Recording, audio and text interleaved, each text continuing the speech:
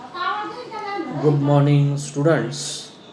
Today, in lecture number 32, we are going to discuss again in detail the previously discussed part. Dear friends, as we have seen earlier that Unit 1, which highly discusses Aristotle's views on tragedy. Dear friends, as you know that Aristotle is a well-known philosopher, Greek dramatic artist, very well focuses on the tragedy and its origin, salient features, constituent parts, simple and complex plot, structure of the plot, and tragic hero. He divides tragedy into six parts, and the tragedy is based on these six pillars or main points. So, being a well known philosopher and dramatist, Aristotle has, or being a ancient civilized representative, Aristotle very well expresses his views on tragedy. According to him, compared to the other literary genres and literary types, tragedy is most important.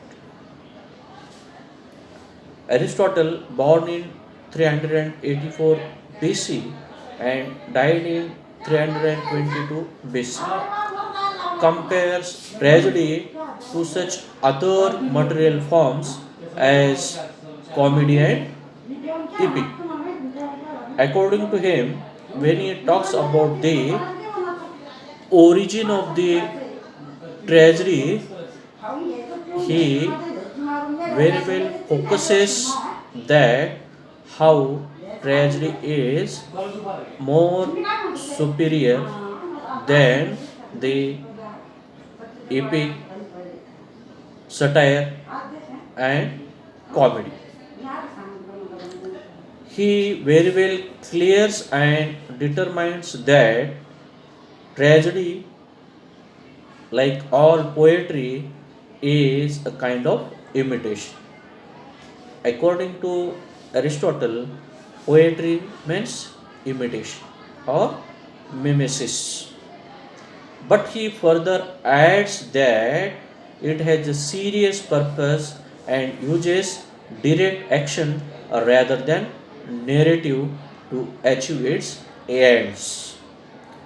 So he says that poetry means imitation of universal ideals. So, according to him, poetry is more philosophical and exalted medium than history, whose merely records what has actually happened. So, the very aim of poetry or aim of tragedy, according to Aristotle, is to bring about a catharsis. Catharsis means of the spectators to arouse the pity and fear. Because, according to him, we call the tragedy as a tragedy when it brings in the mind of the spectators the pity and fear, means pitiful and fearful atmosphere is a necessity or necessary thing for the tragedy. Otherwise, the readers, spectators, or audience could not call it as a tragedy. So, further, he says that along with pity and fear, it must have the emotions, means purgation, purge them of the emotions, means purgation. And after that, Aristotle, the tragedy, which he divides into the six main elements, which I told you that the constituent parts also we call it the six element of the tragedy, that according to him, first is the plot, then character, then diction, then thought, then spectacle, and finally song. These are the six constituent parts of the tragedy, which we have seen in the point number 3. First we have seen the origin, how tragedy is origin, how tragedy is superior, and how it became a superior. We have seen comparing the tragedy with comedy, with satire, and with epic. And then in the second main point, we have seen the characteristics or salient features of the tragedy. And in the third and main part, we have seen the or focused on the six constituent parts of the tragedy. So, of which the plot and character are of much importance, means to our primary and most important one. And he further says most of the poetics means we have discussed also earlier that the views on tragedy of Aristotle or Aristotle's views on tragedy is taken from the book which the disciple or students of Aristotle has published by collecting his lectures after his death.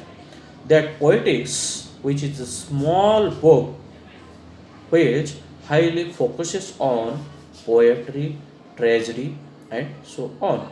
So, this Aristotle's views on tragedy is taken from his well known text Poetics, and which is or Poetics, among its content of 26 chapters, he mostly focus on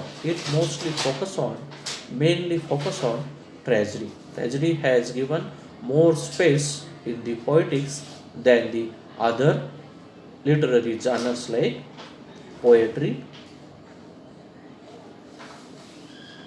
and the epic and so on. So Aristotle's main points are of the great value for the understanding of Greek tragic drama. According to him, the focus of Aristotle, the great philosopher,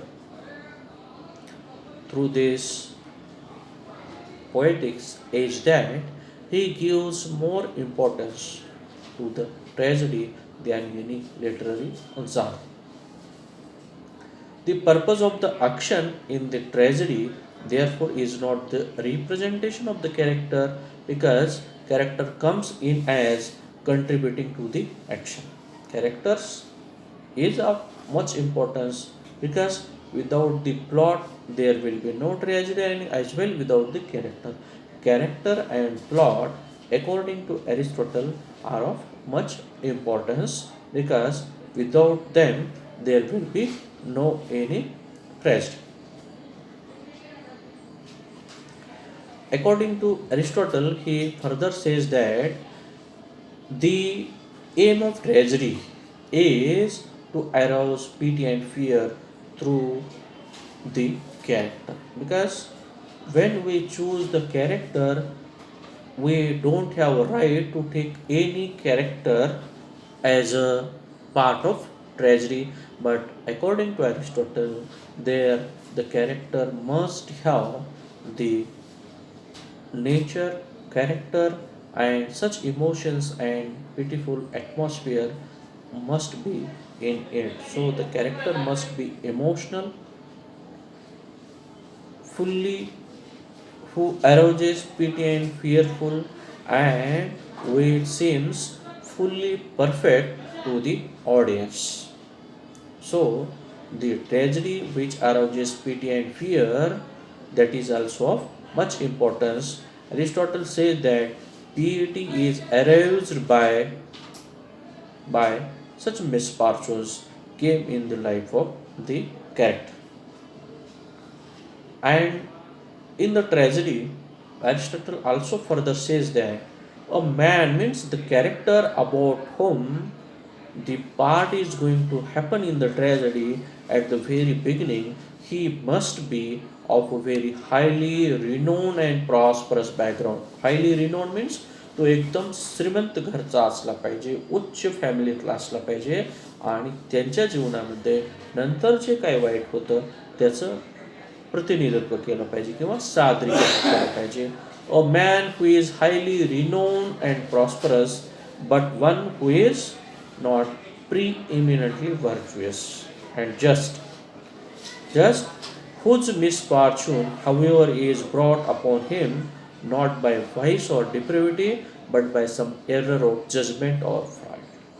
Because the misfortune of the character is not just by his vice or depravity, त्याच्या वाईट वर्तणुकीमुळे नाही, तर some error of judgment or pride, एखादी चूक त्याच्या जीवनात झाल्यामुळं, त्या एका चुकीमुळं त्याच्या जीवनात भरपूर नुकसान होतं. त्याचं एक्झाम्पल इथं दिलेलं आहे.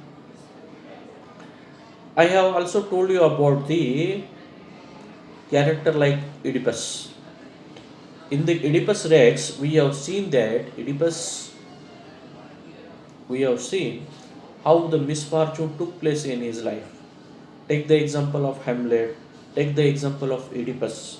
Because Oedipus has unknowingly killed his father and get married with his mother. So the very incident when he came to know that he get married with his own mother, he gets shocked, and the very unknowing mistake is misfortune is responsible for his misfortune, and he finally tortures himself and end his life.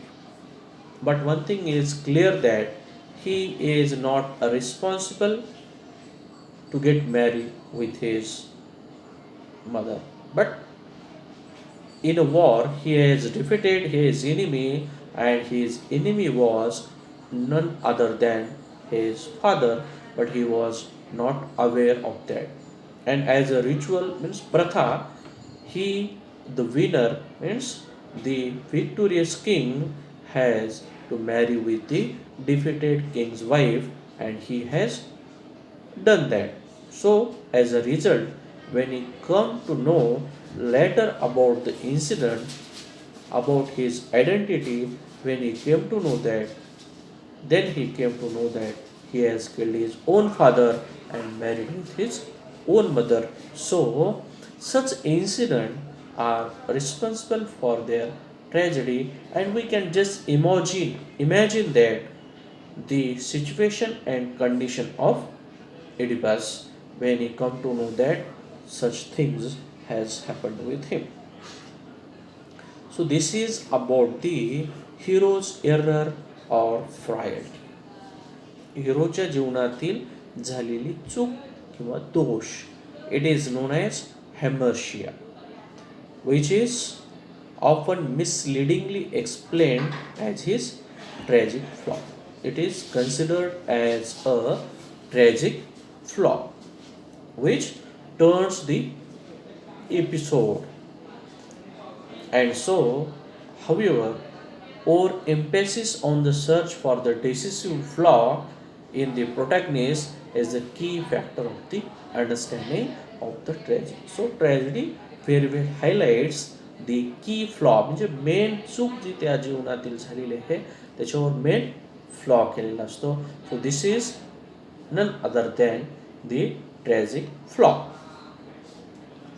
So the remainder of the poetics is given over to examination of the other elements of tragedy. So this tragic flaw is compared with the other. So pity, fear, purgation, hamartia, tragic flaw are such words are interconnected, related with each other. So Aristotle wrote these poetics, which is a small treatise which highly gives information about the tragedy, poetry, epic, and so on, is of much importance. Poetics, Aristotle has used the various methods and which he, for example, analytical